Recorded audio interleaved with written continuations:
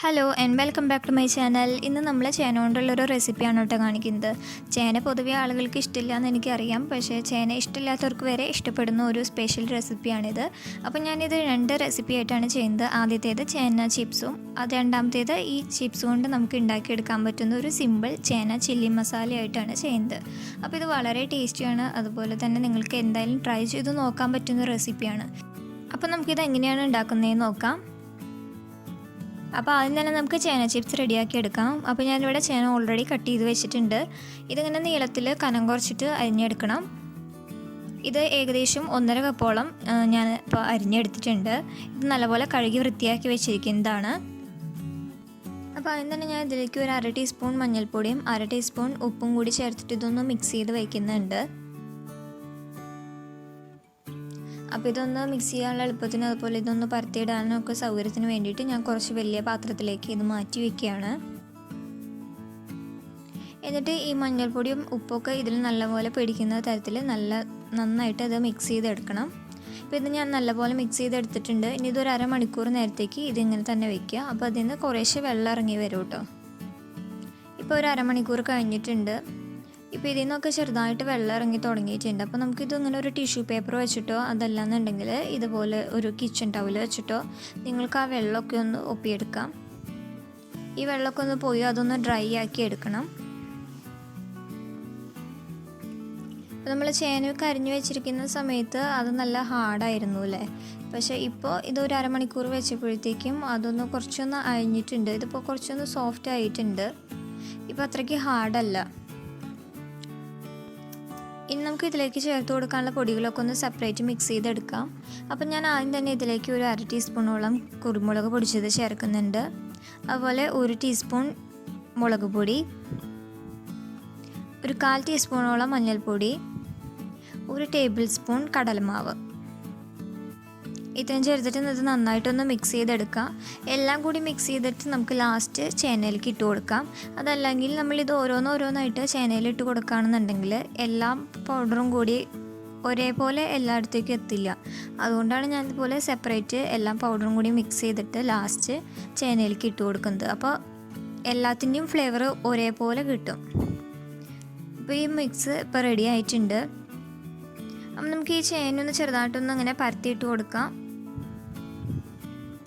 എന്നിട്ട് ഇതിൻ്റെ മുകളിൽ കൂടെ ആയിട്ട് നമുക്ക് ഈ തയ്യാറാക്കി വെച്ചിരിക്കുന്ന ഈ പൗഡറിൻ്റെ മിക്സ് നമുക്ക് ഇട്ട് കൊടുക്കാം.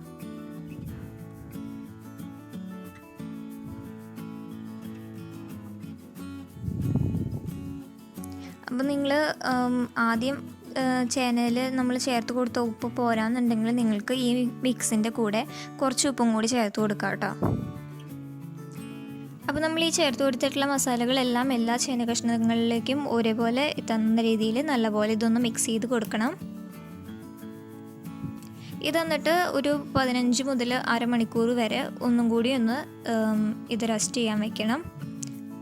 അപ്പോഴേ ഈ മസാലകളൊക്കെ കൃത്യമായിട്ട് ഇതിലേക്ക് പിടിക്കുകയുള്ളൂ. അപ്പോൾ ഇതൊരു അരമണിക്കൂർ ഇതിങ്ങനെ ഇരിക്കട്ടെ.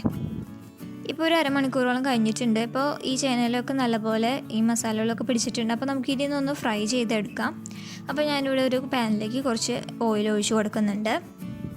ഓയിൽ നല്ലപോലെ ചൂടായി കഴിയുമ്പോഴത്തേക്ക് നമുക്കതിലേക്ക് ഈ റെഡിയാക്കി വെച്ചിട്ടുള്ള ഈ ചേനകളുടെ പീസുകളൊക്കെ നമുക്ക് ഇട്ട് കൊടുക്കാം.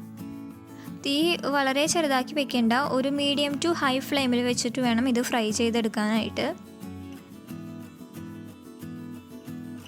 ഈ ചേന പുറമേ നല്ലപോലെ ക്രിസ്പി ആയിട്ട് വരും കേട്ടോ. ഉള്ളിൽ അത്രയ്ക്ക് ക്രിസ്പി ആയിട്ട് വരില്ല, പക്ഷേ പുറമേ നല്ലപോലെ ക്രിസ്പി ആയിട്ട് വരും. അപ്പോൾ അതുപോലെ അത്രയും നന്നായിട്ടാവുന്ന വരെ ഇത് നന്നായി ഫ്രൈ ചെയ്തെടുക്കണം. കരിഞ്ഞു പോകാൻ പാടില്ല കേട്ടോ, കരിയാതെ നോക്കണം. ഇടയ്ക്കൊന്ന് തിരിച്ചിട്ട് കൊടുക്കാം.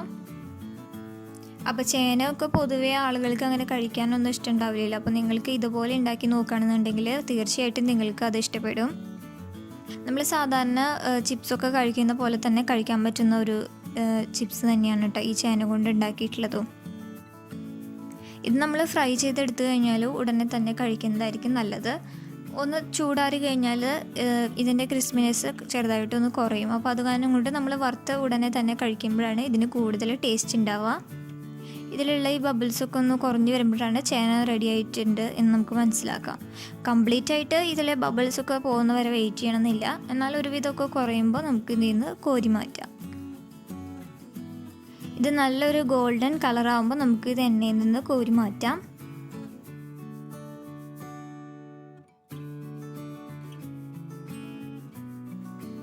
ഇതിപ്പോൾ റെഡി ആയിട്ടുണ്ട് കേട്ടോ.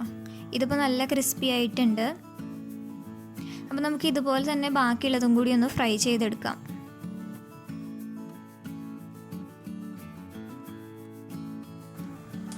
അപ്പോൾ നമുക്ക് ഈ ചിപ്സ് ഇങ്ങനെ തന്നെ കഴിക്കാവുന്നതാണ്. നല്ല ക്രിസ്പിയാണ്, അതുപോലെ തന്നെ നല്ല ടേസ്റ്റുമാണ്.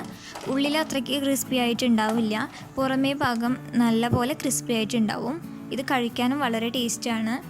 അപ്പോൾ ഇതാണ് നമ്മുടെ ആദ്യത്തെ റെസിപ്പി. ഇനി നമുക്ക് ഈ ചേന ചിപ്സ് കൊണ്ട് തന്നെ ഉണ്ടാക്കിയെടുക്കാൻ പറ്റുന്ന ഒരു സിമ്പിൾ റെസിപ്പിയാണ് അടുത്തതായിട്ട് കാണിക്കാൻ പോകുന്നത്. അത് ചേന ചില്ലി മസാലയാണ്. അപ്പോൾ ഞാൻ ചേന ഫ്രൈ ചെയ്തെടുത്ത എണ്ണയിൽ നിന്ന് തന്നെ കുറച്ച് എണ്ണ ഈ ഒരു പാനിലേക്കും കൂടി ഒഴിച്ചു കൊടുക്കുന്നുണ്ട്. ഇതിലേക്ക് ആദ്യം തന്നെ കുറച്ച് ഇഞ്ചി വെളുത്തുള്ളി ചതച്ചത് ഇട്ട് കൊടുക്കാം.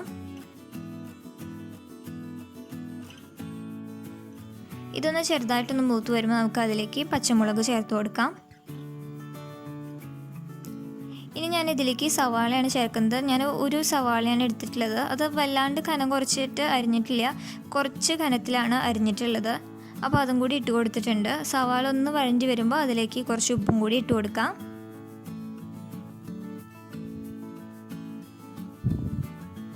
ഇനി ഇതിലേക്ക് ഞാൻ അരിഞ്ഞു വെച്ചിരിക്കുന്ന ഒരു തക്കാളി ചേർത്ത് കൊടുക്കുന്നുണ്ട്.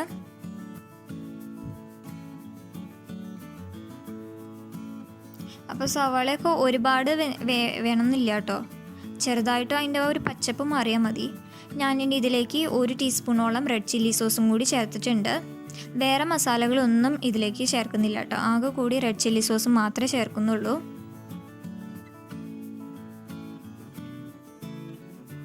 ഇതൊന്ന് റെഡിയായി വരുമ്പോഴത്തേക്ക് നമുക്കിതിലേക്ക് അരിഞ്ഞു വെച്ചിരിക്കുന്ന ക്യാപ്സിക്കം കൂടി ചേർത്ത് കൊടുക്കാം. ഇത് ഏകദേശം ഒരു 1/2 കപ്പോളം ക്യാപ്സിക്കം ഉണ്ടാവും. ക്യാപ്സിക്കം നമ്മൾ ഓവർ കുക്ക് ചെയ്യേണ്ട ആവശ്യമില്ല. അതിൻ്റെ ആ പച്ചപ്പ് ചെറുതായിട്ടൊന്ന് വിട്ട് കഴിഞ്ഞാൽ തന്നെ അത് റെഡി ആയിട്ടുണ്ടാവും. 1-2 മിനിറ്റൊക്കെ ഒന്ന് വഴറ്റിയെടുത്താൽ മതി. ക്യാപ്സിക്കത്തിന് അത്രേ വേവേ ആവശ്യമുള്ളൂ. ഇനി ഞാൻ ഇതിലേക്ക് കുറച്ച് കസൂരി മേത്തിയും കൂടി ചേർക്കുന്നുണ്ട്. 1 ടേബിൾ സ്പൂൺ കസൂരി മേത്തിയാണ് ഞാനിപ്പോൾ ചേർത്തിട്ടുള്ളത്. ഇതൊന്ന് റെഡി ആയിട്ട് വരുമ്പോൾ നമുക്കിതിലേക്ക് ഫ്രൈ ചെയ്ത് വെച്ചിട്ടുള്ള ചേന ചിപ്സും കൂടി ഇട്ട് കൊടുക്കാം.